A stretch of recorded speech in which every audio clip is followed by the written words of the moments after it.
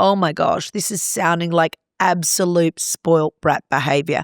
And you often will look at a family breakdown and look at the person that's caused that family breakdown.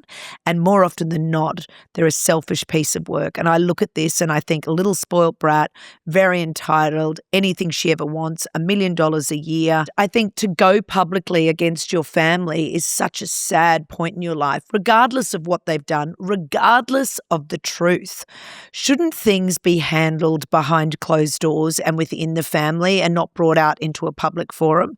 Especially, I know a lot of people would probably, confide in a friend, but this is going out to the entire world to basically say, my parents are assholes. Did Victoria pull out of making the dress? Was Nicola too difficult? And apparently the rumour is that Nicola had been working with another dress designer for an entire year. How dare she ruin my wedding with the wedding day dance?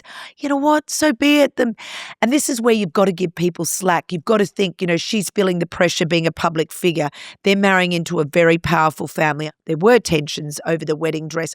All of these things build up to this one day. So bang, then it happens.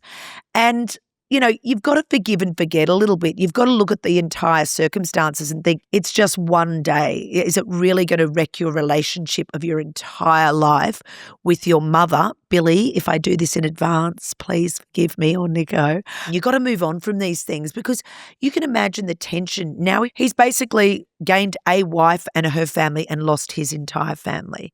That is so sad to me. And I'm sure if Brooklyn went and said, and Nicola came and said, look, you know what? Mum, I cannot believe you ruined my dance.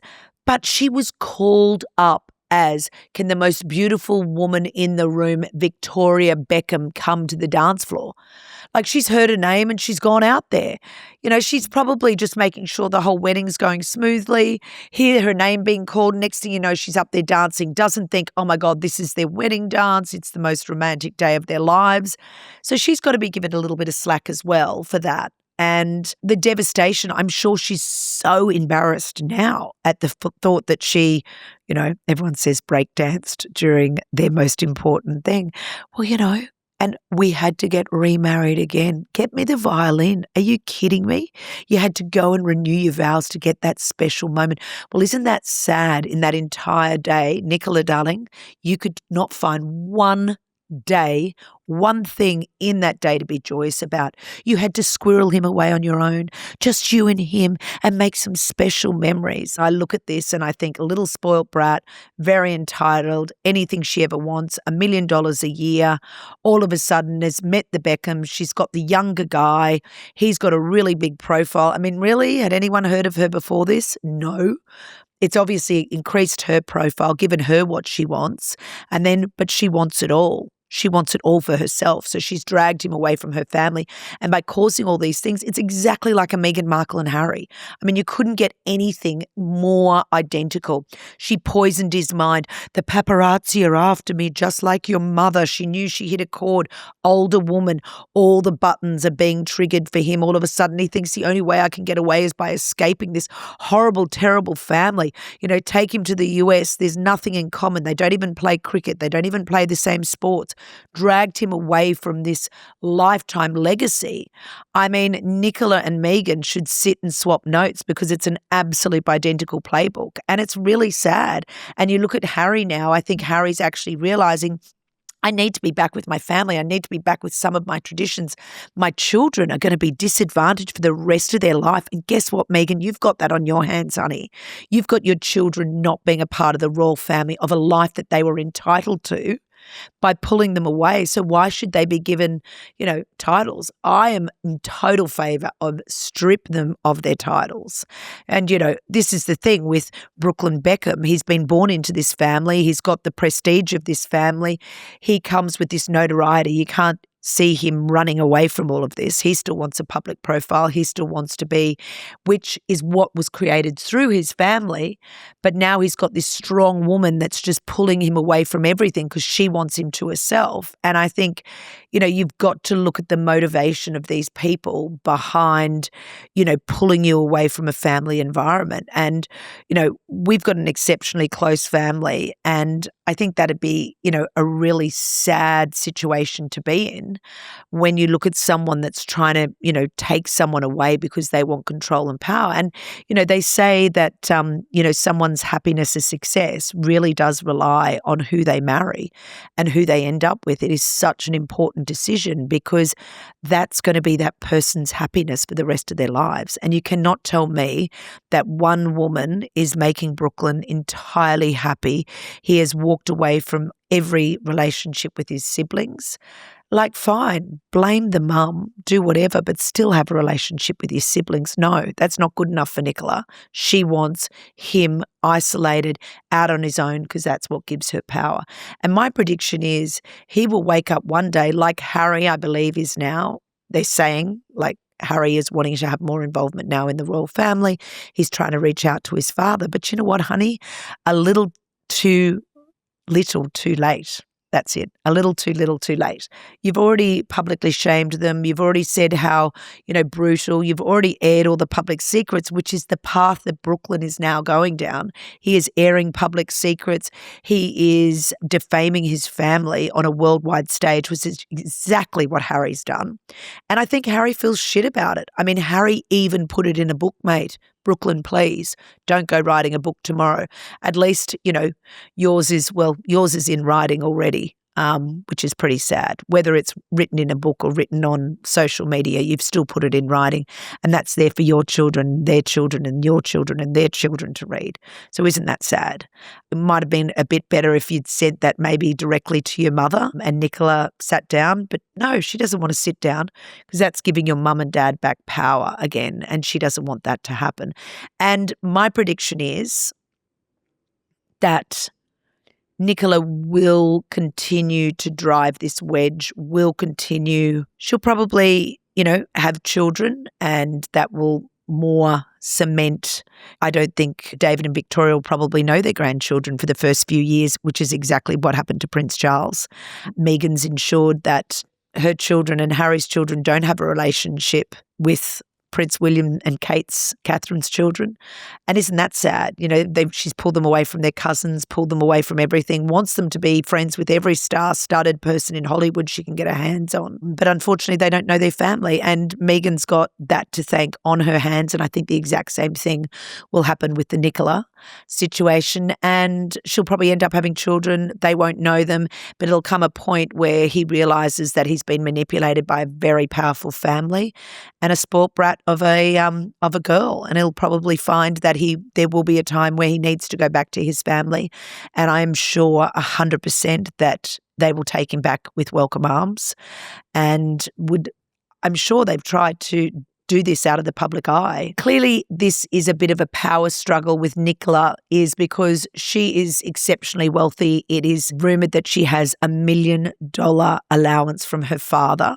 So you've got this wealth disparity. And I know that this causes a lot of problems within relationships where someone feels like they're a lot wealthier, so they feel like they've got more power than the other person. A lot of the time when a woman marries a man, she all of a sudden has the power. And you see many, many women change. And many men change as soon as they've got that ring on their finger, as soon as they feel the commitment, whether it's changing for the good or the worst. And that's why people grow together or people grow apart. I've seen this time and time again where a woman has turned or a man has turned someone against someone else in a relationship. And this is a clear public example of this, where an entire family, and albeit a public family, are really suffering due to the consequences of one son making a bad decision and marrying someone that's not the right person. And it doesn't necessarily need to be a partner either. I've seen this happen in relation to money. I saw in our family, my grandfather became very close to someone that was caring for him, and he tried to then sort of turn my grandfather against all of us. And luckily, my grandfather was smart enough to realize what was happening. But you find that this can happen a lot of the time over money. No matter what happened or what the situation is, you would wake up every day and feel sad about that. And a lot of the time, time makes things worse. The longer you leave something, the more it festers and the more that it builds. The shorter you can try and resolve things. A lot of the time, people are estranged from each other and can't even remember why. I remember speaking to my grandfather in relation to his daughter. He could not even remember why they were estranged, and they'd been estranged for years and years and years. And luckily, just before he passed away, they reunited. Like, don't leave it until someone is about to pass away in order to reconnect. And look, I'm not talking about an exceptionally toxic mother that you just need to be away from because it's destroying your mental health and your life. I'm not talking about situations like that. I'm not here to tell you to go back and put up with those situations because, I've got, I can't say, I'll say a friend of mine because I don't want to implicate anyone, but she has got one of the most toxic, horrendous mothers you will ever meet. Every time she's around that mother, she's put down, she's made to feel bad. And I sort of said, but look, at the end of the day, she's still your mother. And she said, well, I don't care. For my own mental health, I have to make a clean break and move away. And she did that in her 30s. So it took her many, many years to come to that point to decide to move away. And look, she's got brothers. Her brothers still speak to the mother. They don't quite understand it.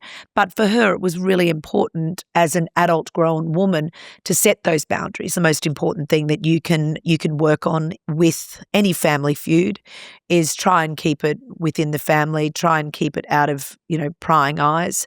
And then, if there is an irrevocable sense that you could never, ever mend it, well, then that's fine. That's your decision to walk away. I think it's good to put in writing personally what's gone on so that you can go back and read and look at the situation. Because if you need to show someone down the track, if you need to prove the reasons why you did that, I think that's always really, really healthy. And I've suggested that in relationship breakups before as well. I've suggested to write the pros and cons before leaving someone and the reasons why you've done it so that you can look back and look at that evidence. And I think Brooklyn will be doing that with Nicola. He will get to a point in time where he will weigh up this relationship and hopefully he's written the reasons down and you're not clouded by this toxic person continually feeding you lies and bullshit, which is, I think, what happened with Harry and Meghan as well. So if you are in a toxic relationship, if you have a feud with a family member at the moment, really write down, because I think that gives you clarity. Write it down where someone's not going to find it and read it because you want to keep it in your own family and not on social media like what the Beckhams did, and really look at the reasons and how you're being manipulated, if you were being manipulated or whether it was just a little misunderstanding. And if it is a misunderstanding and there's something that happened so long ago you basically can't remember, reach out to that family member today and reconnect, because there's nothing worse and more toxic and more cancer causing than having a long sustained feud with anyone. So build a bridge and get over it. If you've got an issue, get a tissue is what we say in our family. Leave which side you're on in the comments. Nicola versus the Beckhams. Oh, that'd be a good court case, wouldn't it?